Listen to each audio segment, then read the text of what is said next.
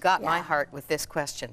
What if our hearts were created to long for this love because it is actually out there longing for us? Yes. You know, I was so moved. Sandra Bullock's been cleaning up at the awards, Best Actress and, you know, Screen Actors Guild, Golden Globes, People's Choice. I think it was the People's Choice Awards where she got up and, you know, she's having this amazing year, and she acknowledged her husband, and she said, for the first time, I've got somebody who's watching my back. Yeah.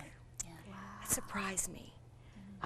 Successful actress, you know. Right. She was moved to tears. And it just reflects the longing that you talk about and interact about with the girls. I love the way you write this, because at the end of every chapter, you're doing a conversation. You're asking the girls to respond to these probing questions. Let's look at your own heart. Let's look at your life. What do you really think about this? And you do a comparison between the famous Edward and Jesus Christ at every level. And that's so moving, just to see their expression. I had one girl was sharing in the midst of an event, and she says, well, you know, I don't know if you can really talk me into this. And I said, oh, I'm not trying to talk you into it. Let me just share, and you tell me what you think.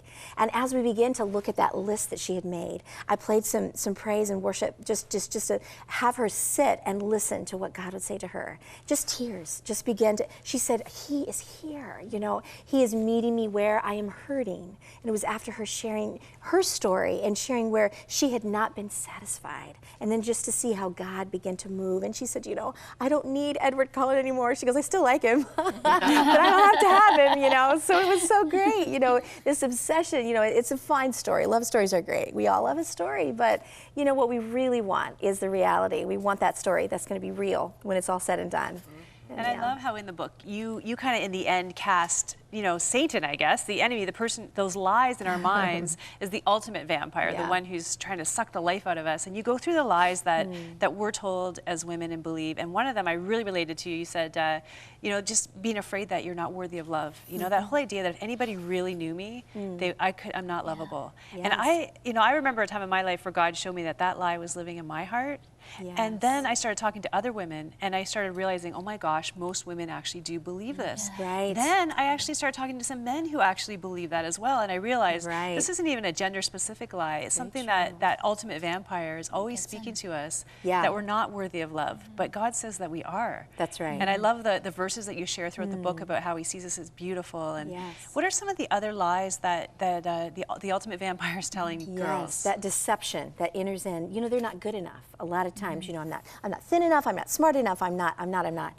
And just, you know, they don't realize that that's what's captivating them. They just think that they haven't quite arrived, you know, they're not quite where everyone else is. And that grabs a lot of the girls. A lot of times, you know, I'm not worthy. I'm not worthy of life itself. And, you know, oftentimes they're just, you know, they buy into the whole illusions of escape, you know, and think, well, I've got to get out of this. I've got to get out of this this feeling or this life circumstance. And then they just grab at these illusions, these moments, these times of escape, cutting, you know, it's a big deal today. And, you know, a girl, yes. Yeah, I was just saying, and sexual promiscuity. Absolutely. I mean, it's another thing that you look at where you say, to receive love, I have to give love. That's and right. love for many equals, I will give myself sexually. Yes. And then you see the brokenness of, you know, of the pain of abortions, of unwanted pregnancies, and then these carrying right into adulthood. I think what Cheryl's saying is these are things, the lies in which we get as a young girl, we carry right in to our adulthood, into our marriages, into our relationships with our colleagues in our workplaces, and you see the brokenness of what the ultimate vampire is trying to do: oppress, keep us down, and not give us life and opportunity. Well, it's been said. It gets me angry, actually, the more I'm saying that. I'm like, you. Hey. Yeah, that's right. It's been said there are so many broken women because there are so many wounded girls. That's right. As women, we carry around the wounds of our childhood. I love that. And I think that the allure, again,